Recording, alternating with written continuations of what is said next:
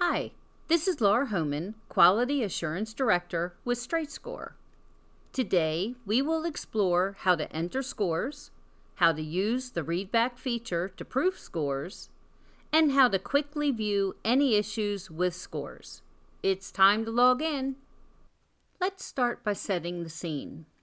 Your shoot has started, the squads have taken the line, and the first score sheet comes in to shoot operations.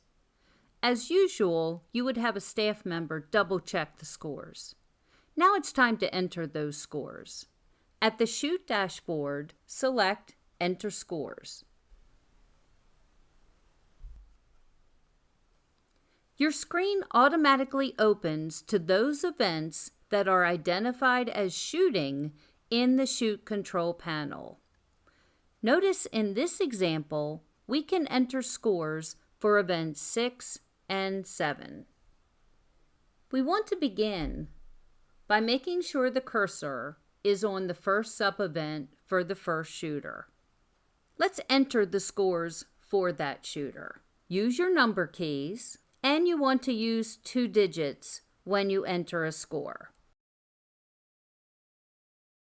Notice that a dialog box appears on top of your screen.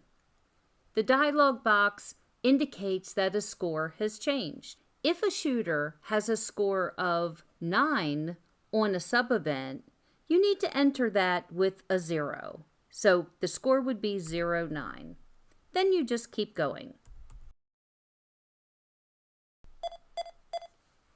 If you enter a score higher than 25, you're going to hear the audible beep.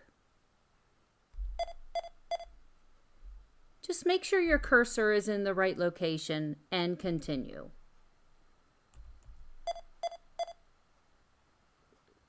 In this case, we are shooting 50 targets, and I tried to enter a score that would be over 50.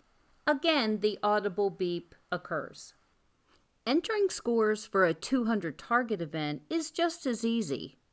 Simply left-click on the column heading, Sub-Events 1 to 4, or sub-events 5 to 8, then proceed as usual to enter your scores.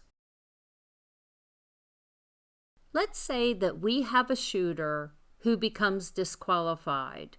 This process is very simple to perform.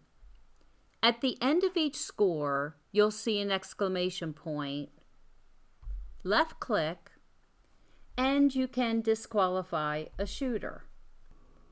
This is also the same area for which you would record that a shooter did not complete all the targets in the event.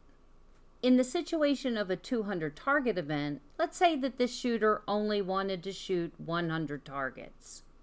You would come to the Special Classes section, left-click on All Targets Completed, and then select the number of targets that the shooter actually shot. And this becomes your scores exception. Don't forget at the end to click Save.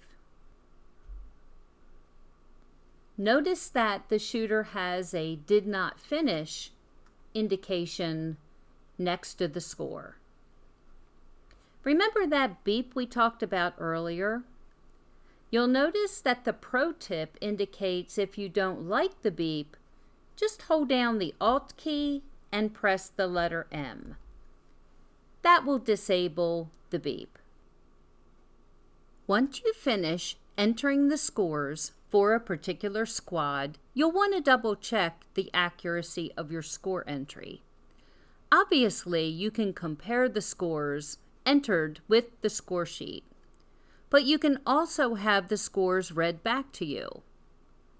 Left-click on the speaker icon located in the bottom right corner of your screen. The Readback feature automatically begins. Event number 6. Squad number 1. 22, 23, 24, 21, 9. 21, 25, 23, 24, 22. Notice that you can change the speed of the readback. Be prepared to adjust your computer's volume, and you may want to consider wearing earphones so as not to disturb others in chute operations. As you're entering all of the score sheets, you will want to know what's the status of the chute. How many score sheets are out yet? Are there any sub-event scores that I missed? You can easily monitor the progress of the chute by selecting the eyeball icon located in the lower left corner of the screen. Here you'll be able to see which squads have scores entered, which have issues, and which have no scores at all. This feature is great for keeping track of the progress of your chute. To exit this screen, just click on the X. So now you have all scores in for a particular event. Before we begin our end of event activities, we will want to see if there are any issues with the scores we entered. Using the hamburger icon, open the scoring menu and select View Scores. We're now able to see all of the scores entered for this event.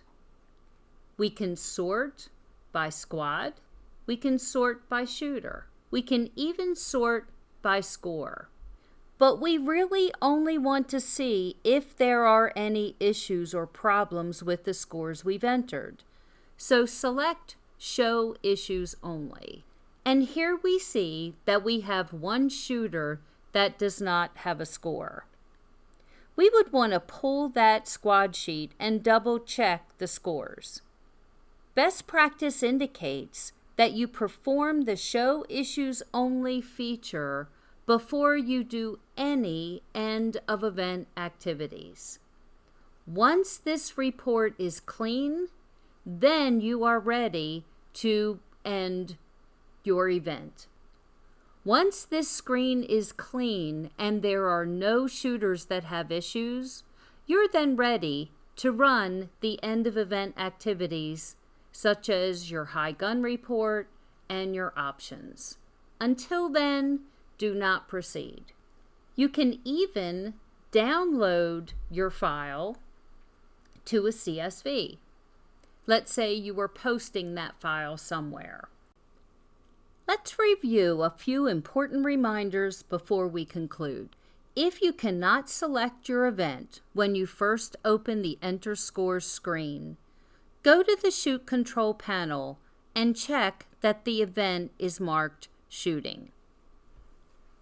After entering a squad scores, consider using the Readback feature to proof your scores.